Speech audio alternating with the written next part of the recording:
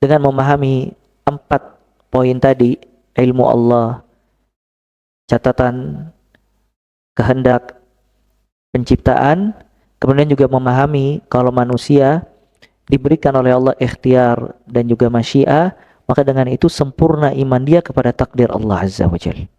Ya, sempurna iman dia kepada takdir Allah Azza wa Jalla. Dia tidak menjadi manusia yang mentuhankan sebab. Ya, seolah-olah semuanya harus prosesnya.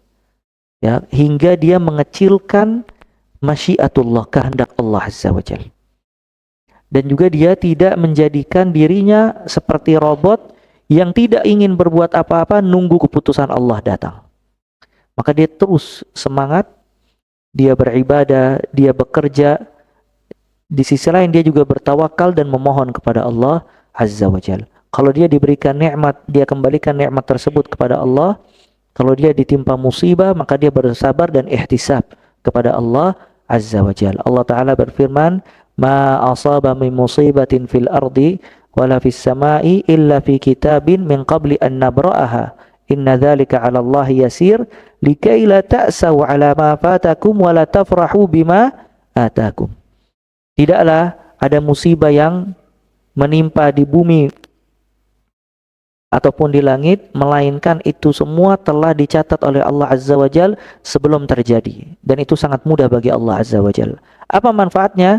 Likai la ta'sau 'ala ma fatakum, agar kalian tidak berputus asa dari apa yang luput dari diri kalian. Wala tafrahu bima atakum, dan tidak berbahagia dengan apa yang kalian dapati. Ya, semuanya dikembalikan hanya kepada Allah Azza wa Jalla. Bisa dipahami ini ya, yaitu al-iman bil qada wal qadar. Makanya di jalul ahlus ma'ah Jabriyah dan Qadariyah. Jabriyah itu menjadikan manusia seperti robot.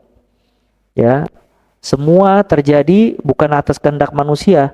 Artinya semuanya terjadi hanya karena izin Allah dan manusia tidak memiliki kehendak sama sekali. Yang satu lagi Qadariyah yang mengatakan innal amra unufun. Sesungguhnya perkara itu terjadi, Allah Ta'ala mengetahui satu perkara ketika terjadi. Maka dia menghilangkan ilmu Allah Azza wa Jalla. Dan ahlu sunnah selalu diwasat di tengah-tengah, mengatakan kalau Allah memiliki, tapi manusia juga memiliki kehendak, dan manusia tidak akan terjadi kecuali atas kehendak siapa? Allah Azza wa Jalla. Maka itu tadi al-iman bil qada wal qadar. Kemudian sebelum kita tutup ya ikhwah, ada faedah dari penjelasan rukun iman. Kita telah membahas rukun iman kepada Allah sampai kepada iman kepada takdir Allah Azza wa Jalla.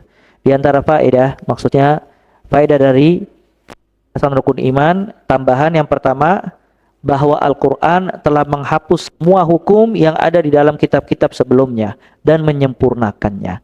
Ini juga poin penting, bahwa Al-Quran telah menghapus semua hukum yang ada di dalam kitab-kitab sebelumnya.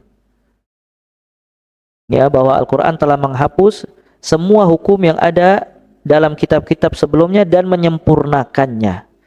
Ya, jadi kita dicukupkan oleh Allah dengan Kitabullahi Azza wa Jalla. Maka semua hukum-hukum yang ada di Taurat, di Injil, itu telah dihapus dengan hukum yang ada di dalam Al-Quran. Bahkan disempurnakan dengan Al-Quranul Karim. Dalilnya surat Al-Ma'idah ayat 48. Kata Allah, wa anzalna ilaikal kitaba bil haqq musaddiqan lima baina yadayhi minal kitab wa muhaiminan alaih. Dan kami turunkan kepada engkau wahai Muhammad kitab dengan kebenaran dan mempercayai kitab-kitab yang sebelumnya, wa muhaiminan alaih. Ya, dan terpercaya ya, atau menyempurnakan kitab-kitab yang sebelumnya. Kemudian poin yang kedua, kalau tadi kitabnya menyempurnakan kitab-kitab yang sebelumnya, yang kedua syariat Nabi SAW adalah penyempurna dari syariat yang sebelumnya. Syariat Nabi SAW adalah penyempurna dari syariat yang sebelumnya.